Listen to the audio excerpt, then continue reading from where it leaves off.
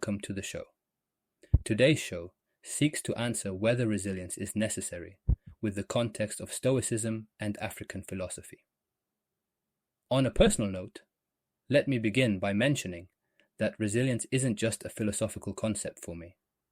It's something I've lived. While I was preparing for today's show, it hit me just how often I find myself coming back to the word resilience. I mean, it seems to pop up everywhere. On the blog, the newsletter, conversations, even in the little post-it notes I scribble when I'm trying to organize my thoughts. And I thought about why. Why does it resonate so deeply with me? Well, I think it's because there have been moments in my life when resilience wasn't just an idea or some lofty virtue you'd read about in books. It was, how do I put this?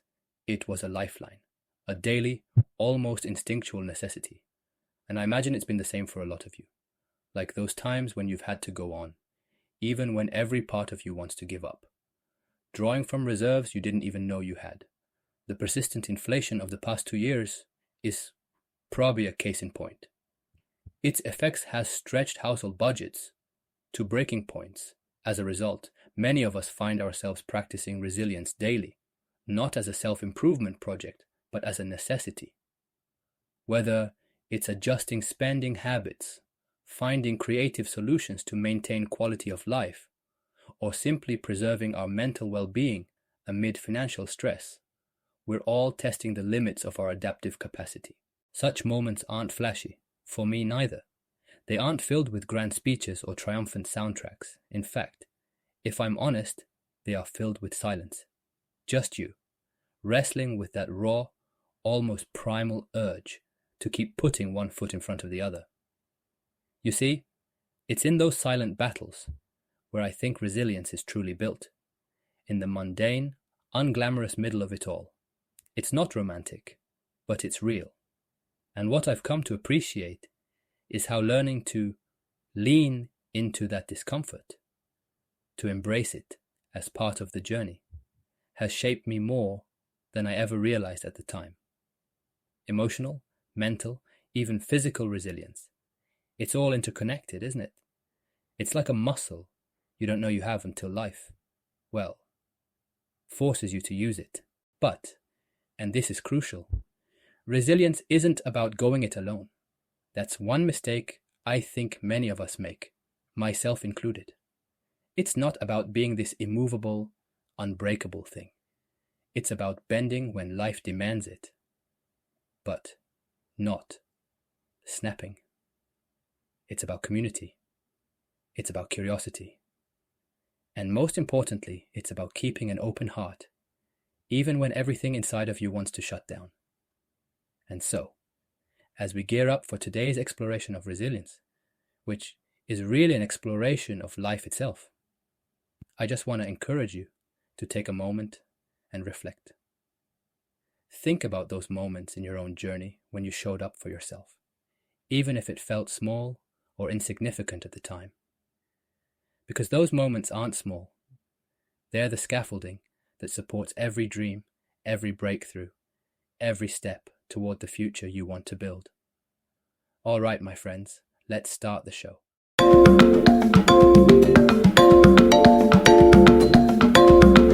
All right, welcome to today's show. So, resilience, it isn't just a philosophical concept, at least for you, like you mentioned in the beginning. I too think that it's something I believe we all have lived at some point. The Stoics saw resilience not as something extraordinary, but as a skill, something you could actually train, like consciously develop over time. Therefore, I find that fascinating. Because it's true, isn't it? Stoicism asks us to see resilience as a form of inner discipline. The idea that no matter how chaotic or challenging the external world becomes, we always have power over how we respond to it. Epictetus wrote extensively about this.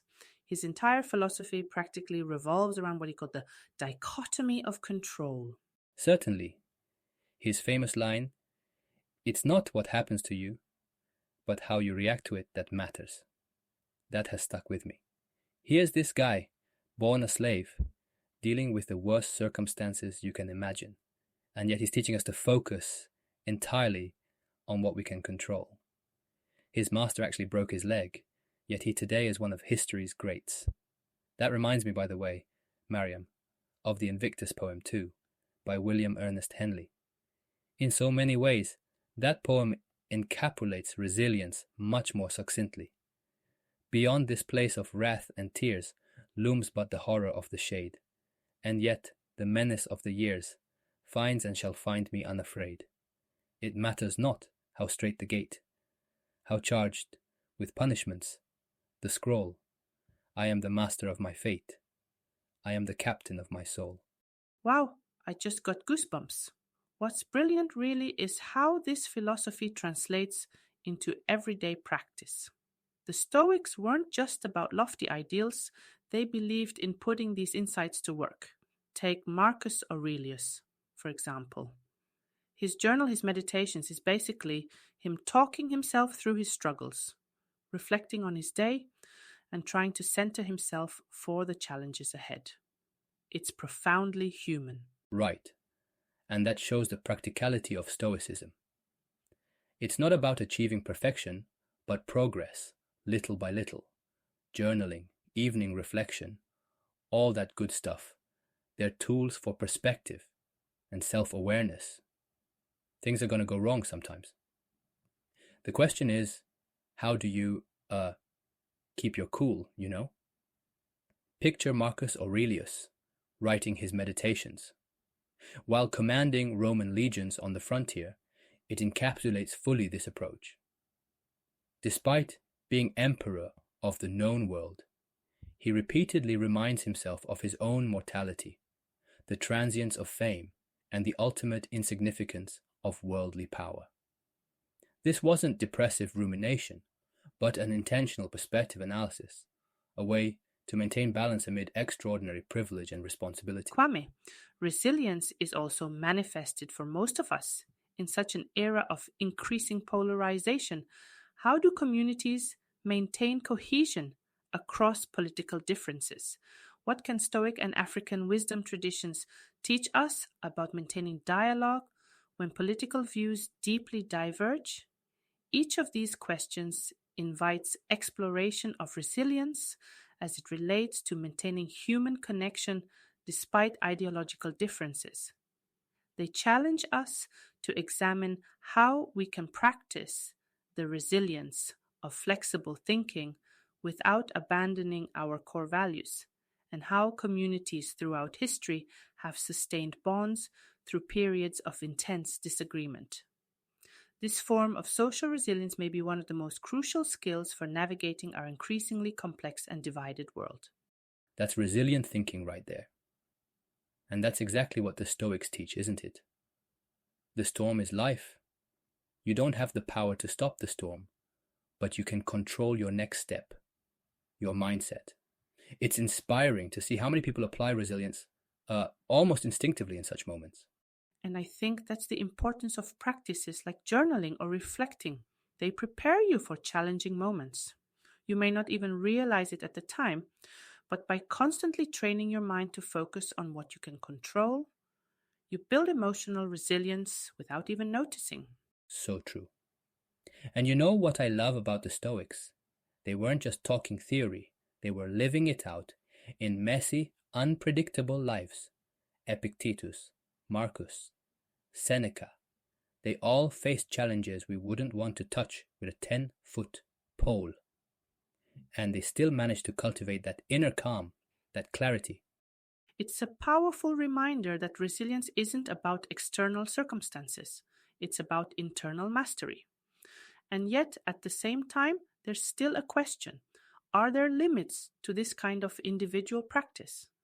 Does resilience also require something more communal? That's such an important point, because when we think about resilience, there's this other layer to it, community. It is Ubuntu, this concept from African philosophy. I am because we are. It's almost the opposite of Stoicism's focus on individual mastery, isn't it? Here, resilience isn't just about the self. It's about how we lift each other up. It's such a beautiful and profound idea. We did touch on Ubuntu in our first episode. If you missed that episode, please give it a listen. Ubuntu suggests our strength doesn't just come from within us, but from the bonds we share with others. And we've seen this, haven't we? Like during the pandemic, neighbors forming mutual aid groups, pooling resources, looking out for each other. I believe those were shining examples. People banding together, sharing groceries, running errands. Basically, collective adaptability in action. And it's so practical. It's not just about the feel-good stuff. It actually works. Exactly. And what's striking to me is how similar this is to traditional African responses to hardship. Mutual support is baked into these systems, like the concept of Harambe in Kenya or Dugnad in Norway, pulling together. It's not charity, it's survival through community. Yeah, that's right. What's crazy is it makes resilience seem almost natural. Did you know that research shows like 65% of people who go through trauma recover without lasting psychological harm? It's amazing. Resilience isn't exceptional. It's our default state. We're wired for recovery. Wait, really? I didn't know that, Kwame. Yeah, seriously. The American Psychological Association even calls resilience ordinary, not extraordinary. That's fascinating, and it's such a hopeful reframing, isn't it? Resilience as something innate, something we all have within us, or between us, in the case of Ubuntu principles. It shifts the question, how do we develop it? And that's why I think Ubuntu works so well. It taps into something innate within human nature. We've all got this inner wiring for recovery, and then, if we reinforce it with community, that's next level resilience. Which is why I think these philosophies, Stoicism and Ubuntu, don't actually contradict each other. One focuses on the individual tools we can use, while the other emphasizes the communal resources we can draw on. It's complementary rather than competing. I like that. And honestly, sometimes you need both, right? Like, you can't always rely on your community in every moment, and you can't always solve things alone. Resilience can shift between the personal and the collective. So, building on that balance between personal and communal resilience, here's something I've been wondering. Can resilience ever go too far? Like, if we focus too much on bouncing back, are we at risk of ignoring or even accepting the injustices that created the hardship in the first place? That's such an important concern. I think about this a lot, actually. Like the phrase, look how resilient they are, is often used about communities facing structural problems, poverty, inequality. But honestly, it can come across as placing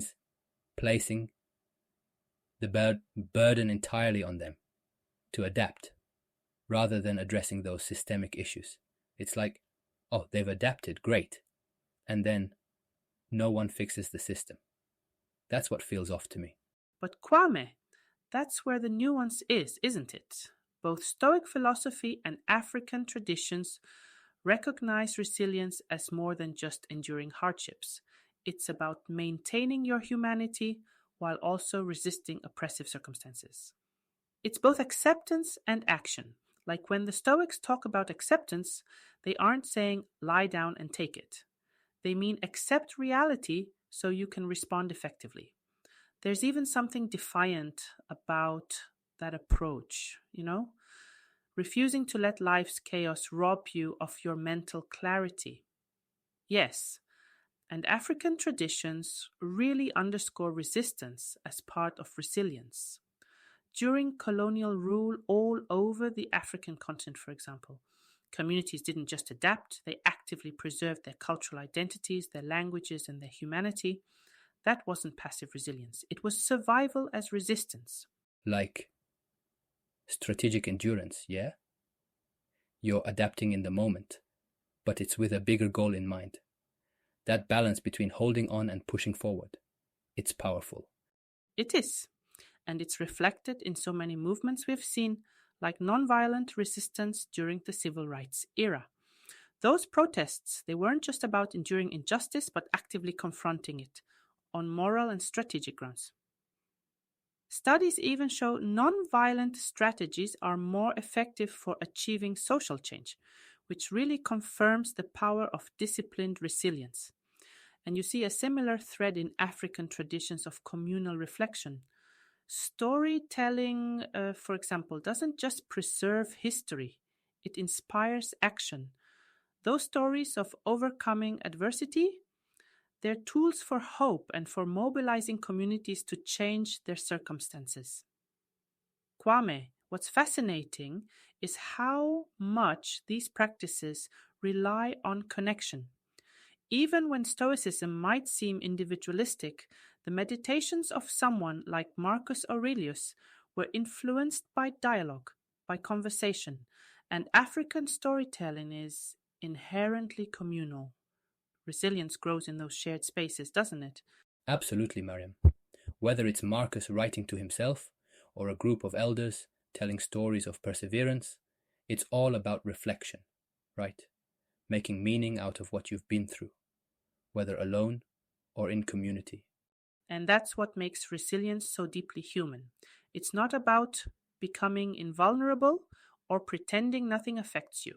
It's about allowing yourself to feel, to reflect, to act, and finding strength in those moments of connection, whether within yourself or with others. Beautifully put, Maryam. I think at its core, resilience is the interplay between inner strength and external support.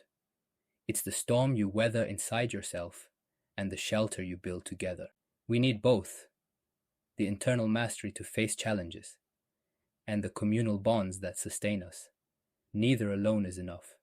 So maybe the real takeaway is this: resilience isn't about accepting the world as it is. It's about holding onto what makes us human while working toward the world as it could be. And on that note, I think we've captured something important today. The resilience isn't just surviving, it's transforming. It's resistance with hope at its heart. Absolutely. And with that, let's wrap up this journey into resilience. To everyone listening, thanks for sticking with us. Remember, resilience isn't about being extraordinary. It's about embracing our shared humanity. Take care, stay strong, and keep reflecting. Until next time, everyone, from Kwame and myself, take good care of yourselves and each other. The safari continues.